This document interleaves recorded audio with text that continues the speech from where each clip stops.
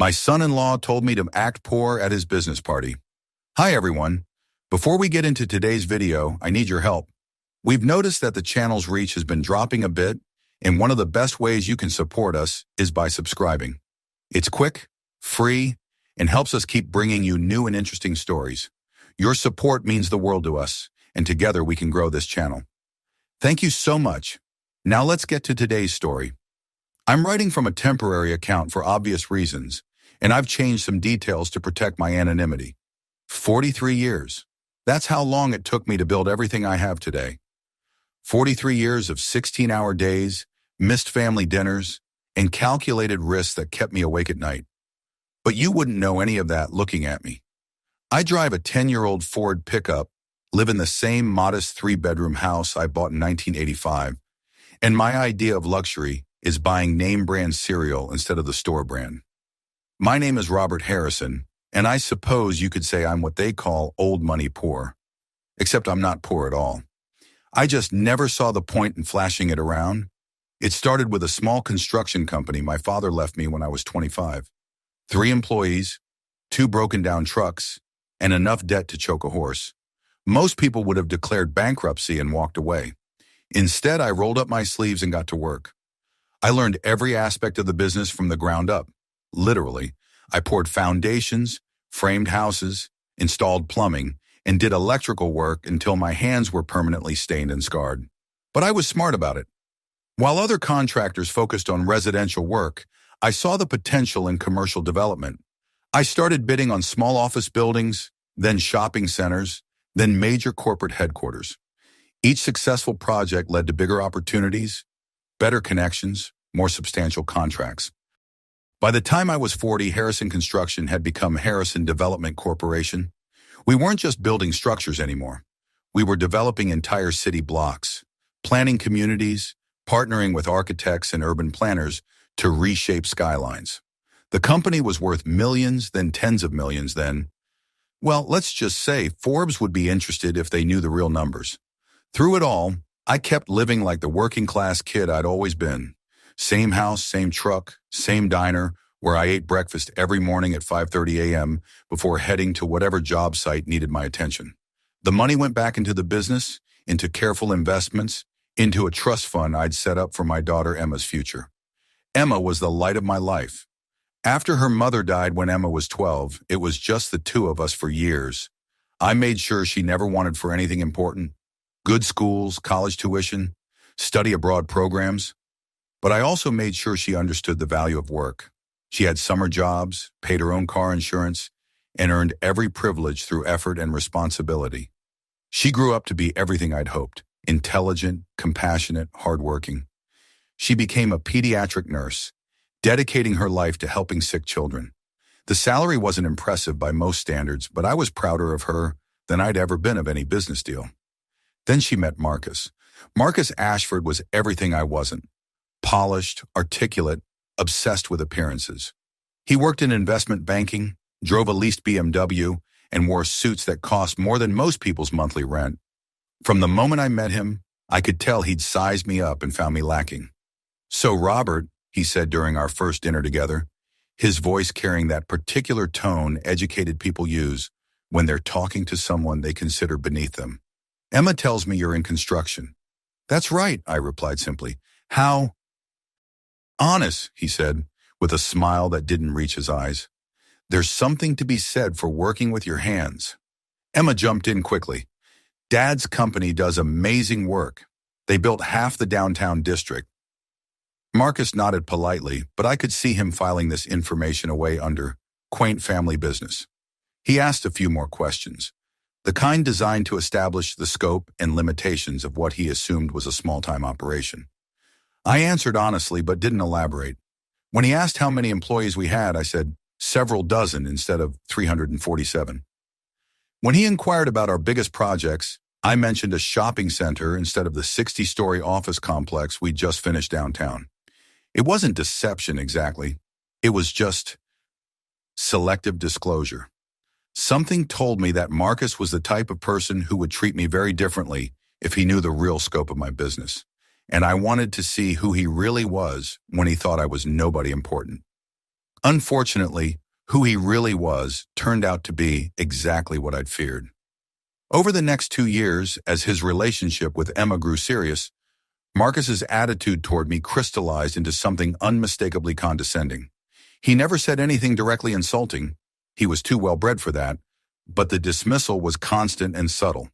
At family gatherings, he'd steer conversations away from my work and toward his own achievements. When Emma would mention something I'd taught her or somewhere we'd traveled together, Marcus would smile indulgently and change the subject. He had a way of making me feel like the embarrassing relative who'd shown up uninvited to dinner. The worst part was watching how it affected Emma. She started apologizing for me, actually apologizing, when Marcus would make his little comments. "Dad's always been modest about his success," she'd say, as if my refusal to brag was some sort of character flaw that needed explaining. When they got engaged, Marcus made sure to tell me, privately of course, how much the wedding would cost. "We're looking at venues in the 40 to 50,000 range," he said, watching my face carefully. "I know that's probably more than you expected to spend, but Emma deserves the best. My family is prepared to cover the majority of the expenses, naturally." I wrote him a check for $60,000. He stared at it for a long moment, clearly surprised that I had that much money readily available. But then his expression shifted back to patronizing gratitude. "That's very generous, Robert. We'll make sure everyone knows how much you contributed." The wedding was beautiful, and for a brief moment, I thought maybe I'd been too harsh in my judgment of Marcus. Emma was radiant, and he seemed genuinely devoted to her. Perhaps his condescension toward me was just nervousness about fitting in with a family so different from his own privileged background. I was wrong. If anything, Marcus's attitude got worse after the wedding. Now that he was officially part of the family, he seemed to feel entitled to reshape it according to his standards. He started making suggestions about how I could upgrade my lifestyle, maybe move to a better neighborhood, trade in my truck for something more refined, join a country club where I could make better connections. "I know you're probably set in your ways," he'd say, "but image really matters in today's world. People judge you by appearances, whether that's fair or not." The implication was clear. My appearance reflected poorly on him, and by extension, on Emma. I was the blue-collar father-in-law who didn't quite fit the narrative Marcus was trying to create for his life. Things reached a breaking point last month when Marcus called to invite me to what he described as the most important networking event of my career. "It's a private dinner at the Metropolitan Club," he explained. "Very exclusive guest list, senior partners from major firms, some of the biggest names in Chicago finance. This could really establish me as a serious player in the industry." I was actually touched that he wanted me there. Maybe, I thought, this was his way of finally accepting me as part of his world, of showing that he valued having me in the family despite our differences. I should have known better. 3 days before the dinner, Marcus asked if he could stop by my house to talk. He seemed nervous, fidgeting with his phone and avoiding eye contact as he settled into my living room. "Robert, I wanted to discuss Saturday night," he began carefully. "This crowd, they're very particular about certain things. Status, connections, that sort of thing." I waited, already sensing where this was going. "The thing is, some of these people are used to a certain level of sophistication. I'm not saying you're not sophisticated," he added quickly, "but you have that whole blue-collar, everyman thing going on, which is admirable, very authentic. But for this particular group..." He trailed off, clearly struggling with how to phrase his request. "What exactly are you asking me, Marcus?" He took a deep breath. "I was hoping you could maybe tone down the construction worker angle a bit. Maybe mention that you're semi-retired or thinking about downsizing your business. These people respond to certain signals, and I just think it would be better if you didn't draw too much attention to yourself." The silence stretched between us. I could hear the clock ticking on the mantel, the distant sound of traffic outside. "You want me to pretend I'm poor?" I said finally. "I wouldn't put it that way," Marcus said quickly. "I just think it would be better if you let Emma and me take center stage. It's really important for my career, Robert. Some of these people could change everything for us." Us. As if his success was something that would benefit my daughter in any meaningful way. As if I hadn't spent decades building something substantial while he was busy climbing the corporate ladder. I understand, I said calmly. You do? The relief in his voice was palpable. Thank God. I was so worried you'd take it the wrong way. You're being incredibly gracious about this, Robert. It really means a lot. After he left, I sat in my study for a long time, looking at the framed photo of Emma's mother that I kept on my desk. She'd always had better instincts about people than I did. I wondered what she would have thought of Marcus, what she would have advised me to do. Then I opened my laptop and did some research. The Metropolitan Club dinner was being hosted by Davidson Associates, one of Chicago's most prestigious investment firms. The guest list was impressive, exactly the kind of people Marcus had described. What he didn't know was that I'd been doing business with many of them for years. Thomas Davidson himself had been a client of mine for over a decade. His firm had financed 3 of my major development projects, including the waterfront complex that had put Harrison Development on the map as a major player in commercial real estate. Janet Morrison, the senior partner at Morrison Ventures, had invested in my company back in the early days when we were transitioning from construction to development. Richard Chen, CEO of Chen Properties, owed his start to a loan I'd co-signed when his own family's business was struggling. Half a dozen others on the guest list were people I'd worked with, partnered with, or helped in various ways over the years. For the first time since Marcus's visit, I smiled. Saturday evening arrived with typical March weather, cold and gray, with a hint of rain in the air. I dressed carefully, choosing my best suit, which admittedly wasn't saying much, and driving my truck to the club instead of calling a car service. The Metropolitan Club was as impressive as always, all dark wood and crystal chandeliers and oil paintings of long-dead industrialists. Marcus had clearly spared no expense for this dinner, and I had to admit the setting was perfect for the kind of networking he was hoping to accomplish. Emma looked stunning in a navy dress that I suspected had cost more than my monthly mortgage payment. Marcus was in his element, working the cocktail hour with practiced ease, introducing Emma as his brilliant wife, and carefully managing every conversation to showcase his own expertise and connections. I hung back near the bar, nursing a whiskey and observing the dynamics of the room. Marcus had positioned me as far from the action as possible, occasionally glancing over to make sure I was staying appropriately invisible. Robert Harrison? The voice behind me was surprised and pleased. I turned to see Thomas Davidson approaching, his face lighting up with genuine warmth. Tom, I said, shaking his hand. Good to see you. I had no idea you'd be here tonight, Tom said, though I suppose I shouldn't be surprised. You probably know half the people in this room. I was aware that our conversation had attracted some attention. A few heads had turned our way, including Marcus's. He was standing about 15 feet away, clearly trying to hear what we were discussing. Actually, I said quietly, I'm here as a guest. My son-in-law organized this dinner. Tom's eyebrows went up. Your son-in-law? Which one? I nodded toward Marcus, who was now staring at us with obvious confusion. Marcus Ashford. He works for Pinnacle Investment Group. Ashford, Tom mused. Yes, I know the name. Bright young man from what I hear. Very ambitious. He paused, studying my face. He's the one who's been trying to get a meeting with our senior partners for months. Before I could respond, Janet Morrison had joined our conversation, along with Richard Chen and 2 other partners whose companies I'd worked with over the years. Robert, Janet exclaimed, giving me a quick hug. I was hoping you'd be here. I've been meaning to thank you for the recommendation on the Harbor Point project. The environmental assessment you suggested saved us from a disaster. Now more people were gathering around us, and I could see Marcus pushing through the crowd, his face a mixture of confusion and growing alarm. Harbor Point is going to be incredible, Richard added. Robert, you should be proud. Your development team's design work was brilliant. The City Planning Committee called it the most innovative mixed-use concept they'd seen in years. Development team? Marcus appeared at my elbow, his voice tight with confusion. Robert, what are they talking about? The conversation around us quieted. I could feel eyes turning toward me, people waiting to see how I would respond. Marcus, I said calmly, I'd like you to meet some colleagues of mine.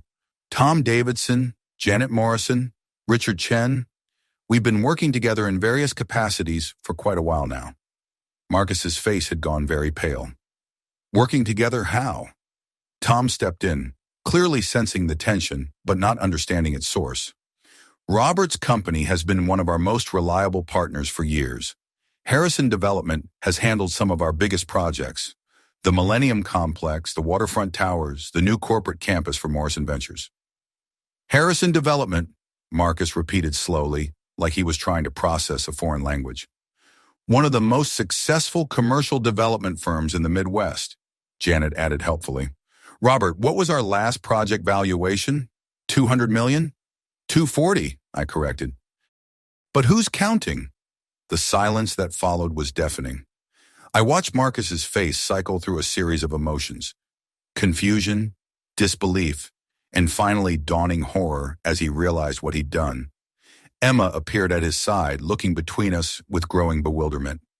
Dad, what's going on? I turned to my daughter, seeing her clearly for perhaps the first time in years.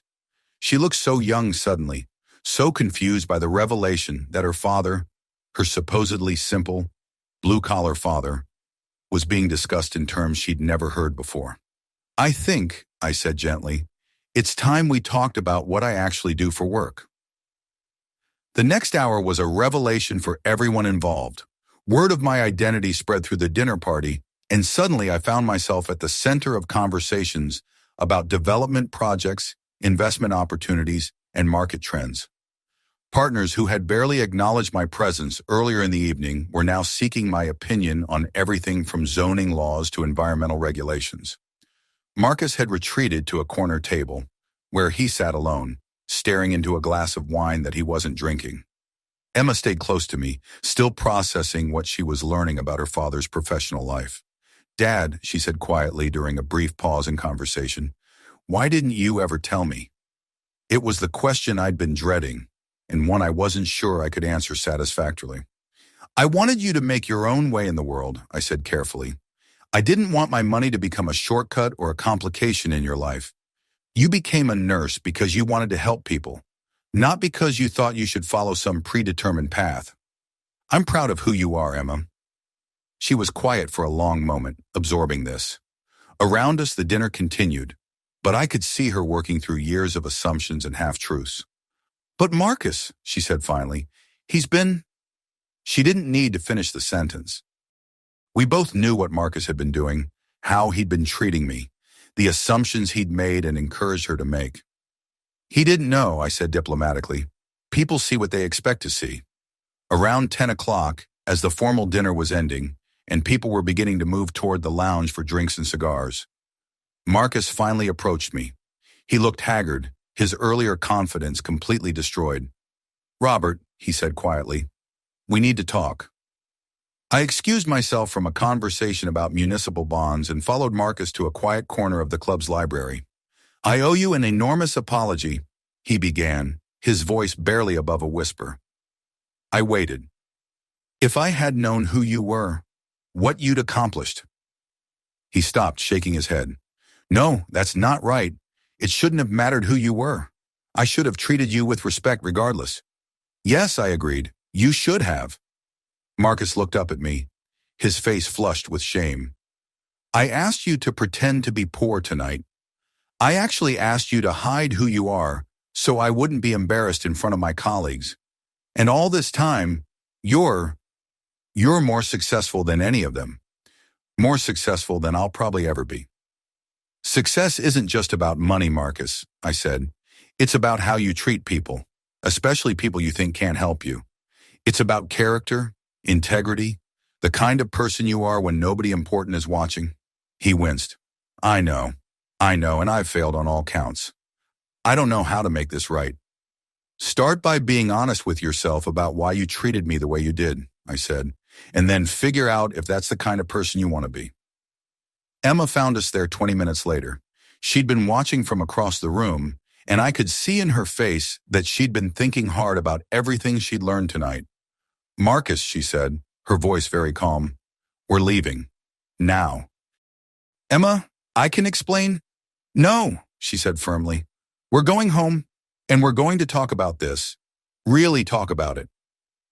The ride home was quiet. I'd offered to drive Emma, but she'd chosen to leave with Marcus, probably wanting to have their conversation in private. I didn't envy either of them the discussion they were about to have. Back in my house, I poured myself a beer, and I sat in my study, looking out at the modest neighborhood where I'd lived for almost 4 decades. The house seemed different somehow, as if the evening's revelations had changed not just how others saw me, but how I saw myself. My phone buzzed with messages, several from colleagues who'd been at the dinner, a few from business associates who'd already heard about the evening through Chicago's remarkably efficient financial gossip network. But the message that mattered most came from Emma at nearly midnight. "Dad, I'm so sorry for everything. Can we have breakfast tomorrow? Just us. I have so much to apologize for." I texted back, "Nothing to apologize for. Diner on 5th Street, 7 a.m.? I'll be there." We met at Murphy's Diner, the same place where I'd eaten breakfast almost every morning for the past 20 years. Emma looked tired but determined, and I could tell she'd been crying. "I've been thinking all night," she said without preamble, "about all the times Marcus made comments about you, about your truck, your house, your work clothes. All the times I didn't defend you." "Emma, no, let me finish." Her voice was firm. "I let him make me ashamed of you. My own father. I let him convince me that you were somehow less than what I deserved to have as a parent. And all this time, you were." She gestured helplessly, unable to find the words. "I was exactly who I've always been," I said gently. "The money doesn't change that. The business success doesn't change who I am as your father." "But it changes everything else," she said. "It changes how Marcus treated you. It changes how I let him treat you. It changes the fact that I've been making excuses for you to my own husband when I should have been making him show you the respect you deserve." We talked for 2 hours, working through years of misunderstandings and missed opportunities for real conversation. Emma wanted to know everything: how the business had grown, why I'd kept it quiet, what it meant for her future, what it meant for her relationship with Marcus. I answered as honestly as I could, but some questions could only be resolved between her and her husband. A week later, Marcus called me. His voice was different, subdued, lacking the confident polish I was used to hearing. "Robert, I wanted to let you know that Emma and I are going to counseling," he said. "What happened at the dinner? It made us both realize we have some fundamental problems to work through." "I'm glad to hear you're taking it seriously," I said. "I also wanted to ask if you might be willing to have lunch with me sometime. Just us. I think I have a lot to learn about the person I married into the family." 3 months later, I'm writing this account not because I want to embarrass Marcus or relitigate old grievances, but because I think it illustrates something important about how we judge people and how we allow ourselves to be judged. Marcus isn't evil. He's just someone who confused appearance with reality, who mistook the performance of success for actual accomplishment. In trying to manage how others perceived his family, he revealed more about his own insecurities than about any of our supposed shortcomings. Emma and Marcus are working things out. The counseling has helped them understand how class assumptions and social expectations had been poisoning their relationship in ways neither of them fully recognized. Marcus is learning to value substance over style, and Emma is learning to stand up for the people she loves, regardless of how others might perceive them. As for me, I'm still living in the same house, still driving the same truck, still eating breakfast at Murphy's Diner every morning at 7 a.m. The difference is that my family now knows who I really am, and that knowledge has freed all of us to have more honest relationships. The evening at the Metropolitan Club taught me something valuable. You can't control how others see you, but you can control whether you allow their perceptions to diminish who you are. I spent years allowing Marcus to make me feel like an embarrassment, when the truth was that his attitude said nothing about me and everything about him. I never needed Marcus's approval, and I certainly didn't need his permission to exist fully in my own life. The only thing I needed was the patience to wait for the right moment to show him, and everyone else, exactly who he'd been trying to hide. Sometimes the most powerful thing you can do is simply be exactly who you are, without apology or explanation. Let others judge you by their limited understanding if they choose to. Eventually, the truth has a way of revealing itself, and when it does, the people who matter will recognize what was always there. The young professionals who approached me that night at the club often ask for advice about building wealth and managing careers. But the most important advice I can offer has nothing to do with business strategies or networking tactics. Know your worth and don't let anyone convince you to pretend to be less than you are. Not even family, not even people you love, not even when they claim it's for their own good. Because at the end of the day, the people who ask you to diminish yourself don't deserve to know who you really are in the first place. And when they finally discover the truth, the shock of recognition is its own form of justice.